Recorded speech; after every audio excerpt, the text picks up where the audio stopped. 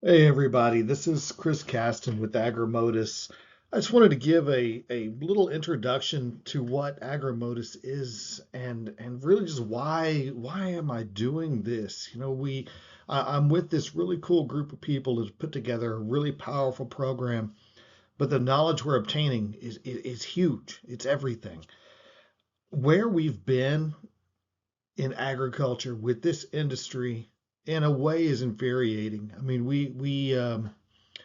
we're going to take the goal of planting a seed of corn in the ground, and you say, I am one of those people, I'm going to plant corn. And you think just with that moment, all of a sudden the gates unleash. You have every seed company wanting to sell you on everything they can possibly think of. The equipment people want to sell you every planter upgrade you can get, every sprayer you can get, every strip till company you can get, every tillage tool that you could possibly imagine.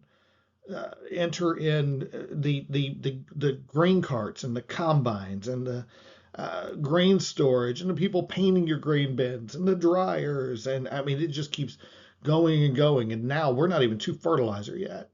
Oh my Lord. Now open up the gates of all the people that have some product that they have convinced themselves this is going to help this person that wants to put this seed out of this bag in the ground and want to make it everything it can be, and we're going to help you do that. But in the process, good Lord, how many people do you have to buy something from?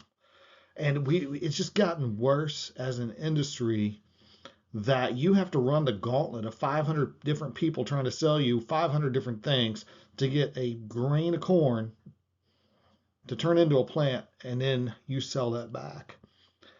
Plus, I mean, we're ignoring the fact that you grow 80,000 kernels of corn and you sell it for $4.50 at best, and then you turn around and pay $300 for a bag of those things.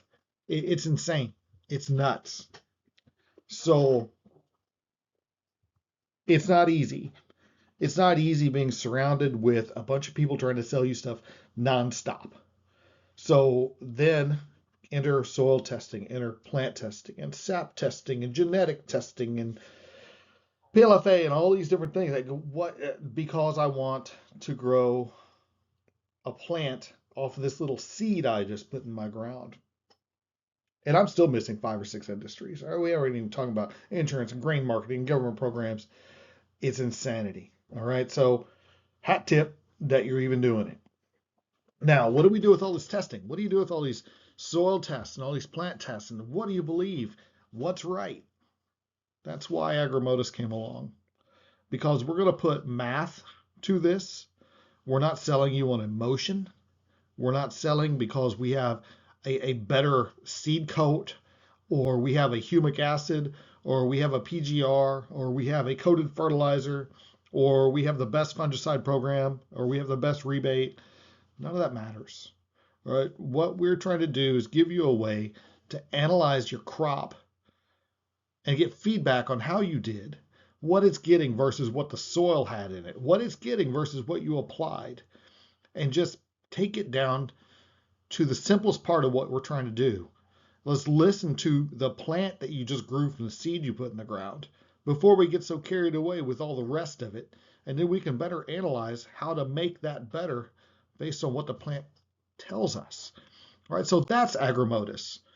So Agramotus gives you nutrient quantities, not concentrations. A big part of the uncertainty of performance in this industry has to do with all of your plant testing being done with nutrient ratios. It has nothing to do with quantities. So when you get a leaf tissue result back, and I was as guilty as anybody else on this for years, I thought I could judge a crop success or failure rate based on a leaf tissue concentration, whether that's expressed as a percent or as a part per million. And I've learned since then that that's not the right metric. We're looking at the wrong thing. We've got to look at nutrient quantities. And that's where Agramotus comes in. We're the first one to do that. And by doing that, we've realized, holy crap, look what else we can do with this information. Look what else we can learn because we're looking at the right metric now. So a lot of the things that we had in our heads before are no longer there. We purged them because those things don't click. When you get the plant in the same terms as your soil, in the same terms as the applied fertilizers, now everything's a system. You don't have those weird disconnects where you can't figure out what's going on. Where you identify something odd, now you can specifically go and try to find the underlying cause of that. For instance, a corn crop may contain 400 pounds of nitrogen, but you only applied 200 of it.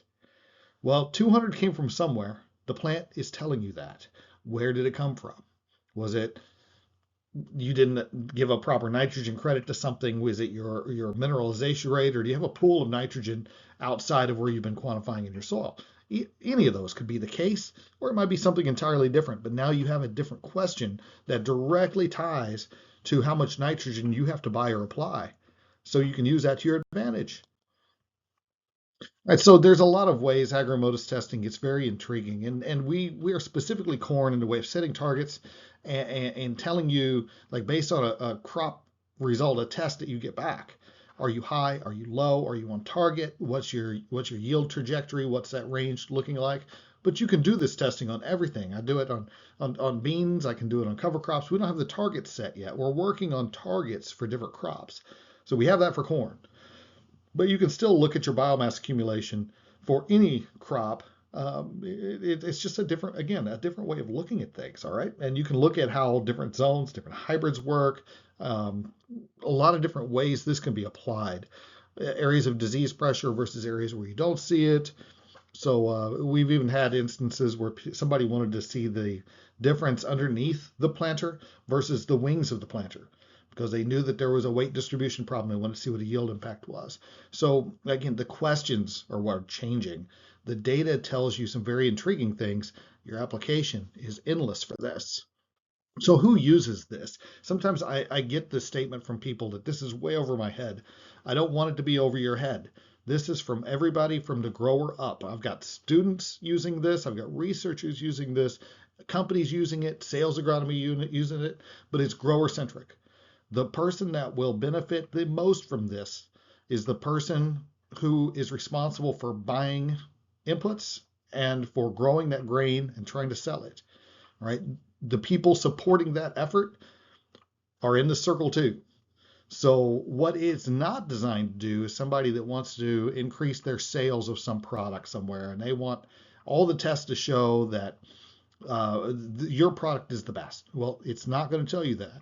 What it's going to do, though, is allow you to put your product up against a competitor product, and we'll see what the crop content of that nutrient is that you're trying to do, what was the biological response of that being applied, and actually quantify what those differences are in your treated versus controlled. All right. It's not here to give you a result. It's here to show what the data is. All right. It's going to show you if, for instance, your boron. Let's say you got the best boron in the world. Okay. When you put that boron on that crop versus a different boron product in another part of the crop versus a treated versus a control, and if yours shows that it did something special, we're going to see that. All right. We're going to see that in the boron content. We're going to see that in the biomass accumulation. So it's no longer leaf tissue concentration. It can sit on the leaf, and you're worried about whether or not it's actually enabling a biological function of that plant or not. No, this is going to show how much impact you are actually doing on that crop. All right.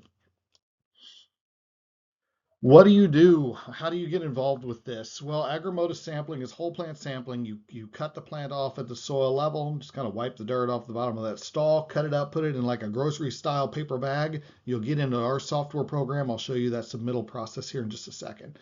I typically do it in 3 or 4 different stages. V8 to V10, right before rapid growth starts, is a good first time. Now, I get a lot of people are used to doing like V5, V3. You can sample at V3 or V5 if you want to, but keep in mind you're only like 1% of your entire crop's growth at V5. So there's not much. You're still feeding off seed, you're getting your roots going. There is not enough biomass there to tell you much of anything about a crop. You can get numbers, but I sure wouldn't do a lot of interpretation of those numbers. V8 to V10 is a good one. Even like V15-ish, like halfway between V10, halfway through rapid growth to tassel. Do another one at tassel R1, right in that period, and then a final sample is really good. Now, hands-off periods, while you have kernels being formed, just don't bother. Just don't bother it. If you do it, it needs to be very specific on purpose because you have so much nutrient uptake and remobilization through the leaves, through that stalk, into that grain, that it's just not a very certain time of measuring anything, and it's very hard to do the proper analysis. So I wouldn't touch it until you get a milk line moving at least. But R5.5 to R6 to give you nutrient uptake is the final one.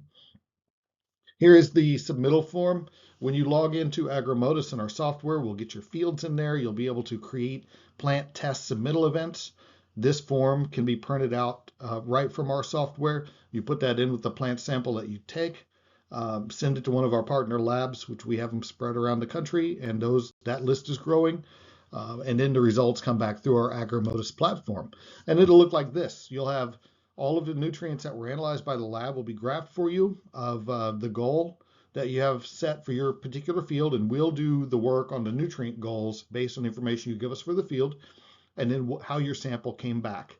Now, starting at V8, we also give you a projected yield based on the sample. So the closer you get to VT, the more accurate that gets. But even as early as V8, we've had some very, very close yield trajectories, which is pretty amazing. So we give you that also. You'd also get a plant gap report. So when you have the Agramotus goal versus what your sample came back as, you could do that subtraction yourself, but we provide it in another form and tell you the importance of that nutrient and give you some fertilizer equivalents of what any deficiencies might be. So you could put a negative 0.05 pounds an acre of zinc, for instance. You can put that into nutrient equivalent, which in this case is about 7 ounces of a 9% liquid zinc. So just an example there of what you can do with that data and why that's important.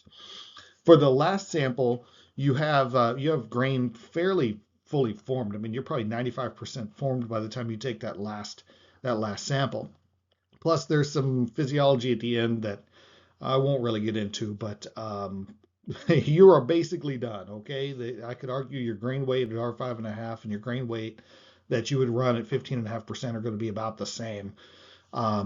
You will have 2 samples at the end because I'm going to have you take the grain off the cob and put that into a sample bag, and then put all the plant material in another bag for submittal. And when you get a plant test event in Agramotus, it'll print out 2 forms. Put each form with the right sample and mail that to the lab. And then you will get the graphs that you saw earlier with all the nutrients, but then you're also going to get your stover, grain, and pounds per bushel calculated for you on a 3rd page of that sample. So that's very useful. And then you can encompass different soil types, different varieties that you can plant, because the published rates you see out in universities, those are averages, those are means typically. And it can be significantly different than what those university publications are. So that's why you got it for your own purposes. In the way of the online software, this is an older screenshot of what it looked like, but there'll be tutorials on that, and you'll have access to the Agramotus Hub, which has lots of tutorials and information and extra resources to help you use Agramotus in 2026. So what does it cost to get set up? A grower level is $1,000, but there's a 2026 early subscriber discount on that grower level, and on the consultant level, 26 subscription fees. So you can get grower level for $500 and consultant level for $1,000.